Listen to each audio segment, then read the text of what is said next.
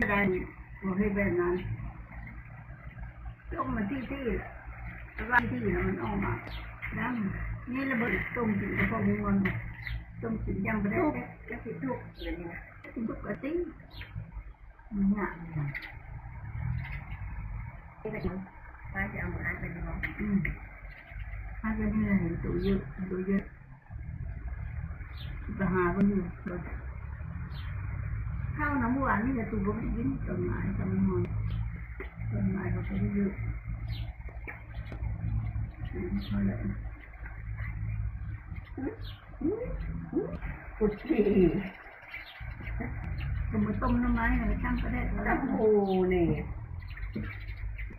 โคตรท่าหมอนนี่ได้หรือเลยแสงแดดนะโอ้ยกมอนกันโยกวันทุกวันเลยลูกโลอยู่มันเอาเลย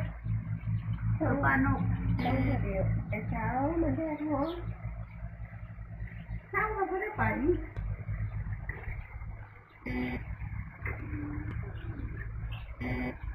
เรามาเพิ่นจะไปเพิ่นมาไหนนะ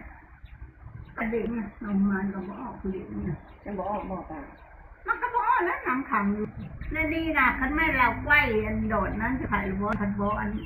ทางท่อตั้มไกวน้ำออกไข่หรือบ่โดดน้ำพงลายมันก็เป็นน้องกันอั้งเพิ่มมันสิแห้งมันก็บ่แล้วแต่ว่าอันนี้บ่เถี่ยวลงมา